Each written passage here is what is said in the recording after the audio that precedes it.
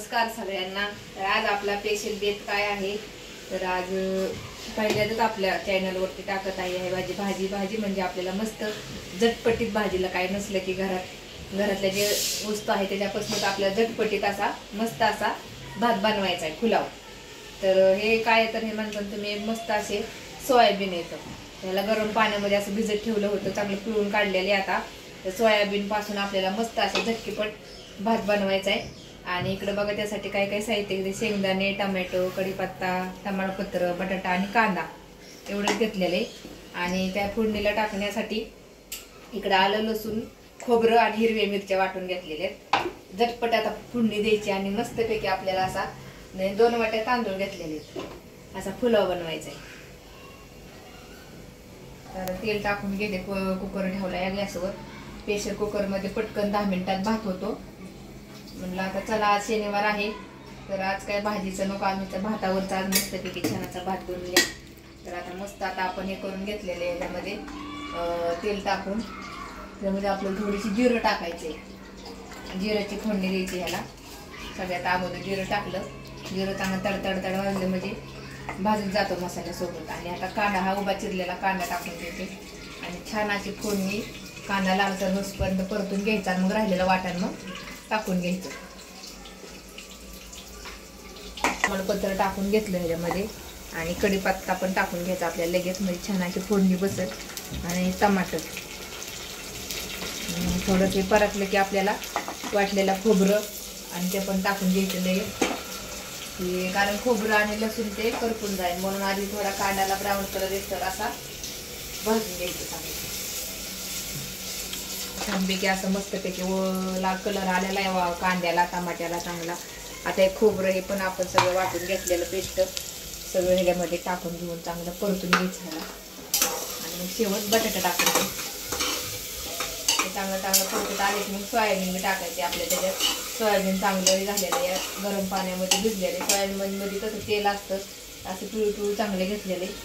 तर आता आपण काय करूया छान असे सोयाबीन छान अजून एकदा असं पिळून काढायचं चांगलं आणि मग टाकायचं तेलामध्ये। हे पण चांगलं ह्या मसाल्यासोबत परतलं पाहिजे। आणि नंतर शेवट तांदूळ टाकायचं त्याच्यावर आपण मीठ टाकून घेऊया मस्त म्हणजे चांगलं मसाल्याला आणि सोयाबीनला मीठमध्ये चांगलं मुरलं जाईल आणि छान असा आपला सोयाबीन पुलाव। नवीन रेसिपीचं नाव सोयाबीन पुलाव पहिल्या दिवस टाकत आहे। तर कसं झाल्यानंतर बघूया आपण म्हणजे पहा व्हिडिओ त्यासाठी शेवटपर्यंत। आपण हा घरचा मसाला थोडासा गरम मसाला घरचा काळा मसाला थोडा चवीनुसार टाकलाय। तुमच्याकडे कांदा लसूण थोडासा आवडत असेल कांदा लसूण थोडासा चिकन मसाला बिर्याणीचा मसाला थोडासा टाकायचा त्याच्यामध्ये अजून टेस्ट छान येते। आता नॉर्मल थोडीशी मी सगळ्यात वरून हळद टाकत आहे परतत आल्यावर कलर छान येईल। तर मसाल्यामध्ये आमच्या हळद पुडा घातलेला त्यामुळे आम्ही जास्त हळद वापरत नाही। जर बिना मसाल्याचा असेल तिखट लाल तिखटाचं हळद जास्त वापरतो। हे कसे मस्त छान सोयाबीन परतले तर अशीच भाजी खाल्ली ना तुम्ही ते सोयाबीनची अशी भाजी सुद्धा छान लागली। तर आता आपण हे बटाटे टाकून घेऊ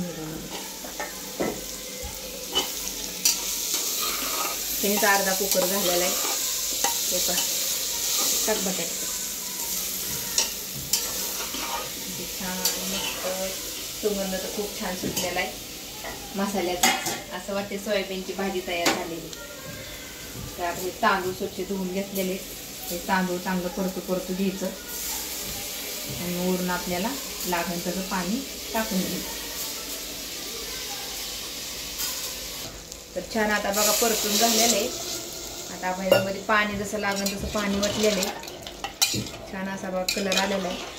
आता थोडंसं अजून पाणी लागेल थोडीसं उकळी लागली कुकरचं झाकण कारण 4 शिट्ट्यामध्ये आपला मस्त असा झणझणीत भात होणार आहे बघा। तर असा झाला आता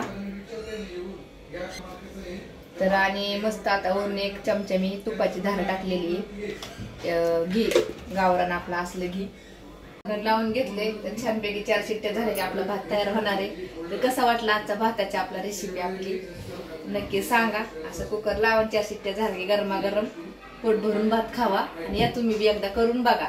तर बाय सगळ्यांना.